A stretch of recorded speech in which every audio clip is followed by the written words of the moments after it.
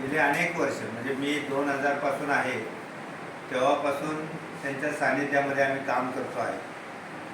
त्यांच्या कामाची पद्धत, त्यांचं इतरांशी वागणं, या सगळ्या गोष्टी जर आपण गृहीत धरल्या, ते फक्त आरे पाटलांची नव्हे तर साहेबांच्या पासून ते शेवटच्या माणसापर्यंत म्हणजे CSB असणारे जे आपले सेवक आहेत त्या सेवकांच्या सोबत देखील त्यांचं वागणं अत्यंत म्हणजे जबाबदारीचं आहे असं म्हणजे आणि माणुसकीला धरून असा. बरं, हे आपल्याबद्दल झालं. आपण बाहेरचे जे माजी विद्यार्थी येतात त्यांच्या गरजा असतात, या महाविद्यालयात काम असतं, जुनी पेपर्स असतात आणि माहिती पाहिजे. तो विद्यार्थी हा नडलेला असतो, कुठंतरी त्याचं काम अडकलेलं असतं आणि अशा वेळी ते जुनं रेकॉर्ड म्हणजे 30-30, 35-35 वर्षापूर्वीचं रेकॉर्ड काढणं हे अत्यंत जिकिरीचं काम आहे.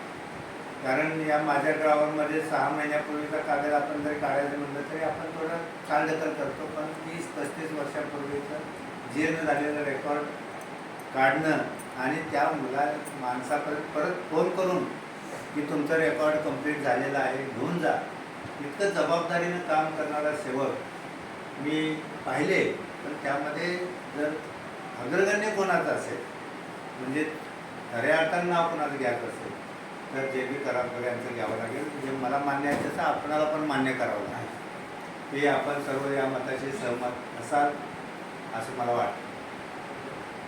आज अशा आपल्या सहकारी सेवकाचा वाढदिवस साजरा करत असताना मला अत्यंत आनंद होत आहे. आपणाला पण त्याचा आनंद नक्कीच झाला असेल आणि आपण सर्वजण बोलण्यासारखं खूप आहे, परंतु बोलण्यापेक्षा आपण त्यांना त्यांचा सन्मान करून जर आपण आपल्या भावना व्यक्त केल्या तर मला वाटतं ते उचित ठरेल. तर आपण आणि तो सगळ्यात महत्त्वाचं म्हणजे ते परीक्षा विभागात आहे आणि ते त्यांच्याबरोबर काम करणे. मी नेहमी म्हणतो त्यांना, तुम्ही दशरथ ज्यावेळी रिटायर व्हाल म्हणजे त्यांना मी परीक्षा कमिटीचा चेअरमन म्हणून पदभार स्वीकारल्यानंतर मी पहिल्यांदा काय विचारलं असेल, तुम्ही रिटायर कधी होणार. माझ्या रिटायरमेंट नंतर त्यांची रिटायरमेंट आहे, त्यामुळे मी निश्चित झाले.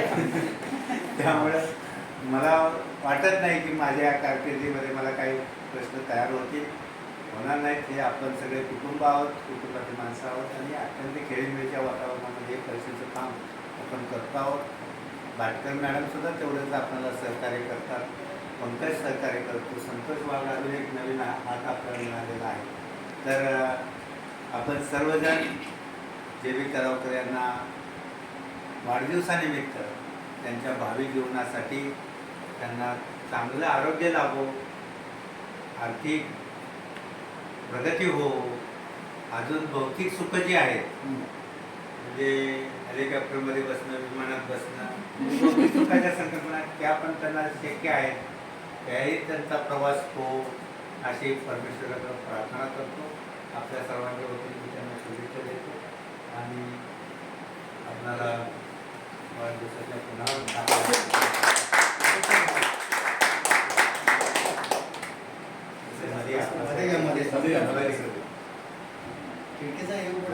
म्हात्रे सर ना आले जरा खिडकी लावू का?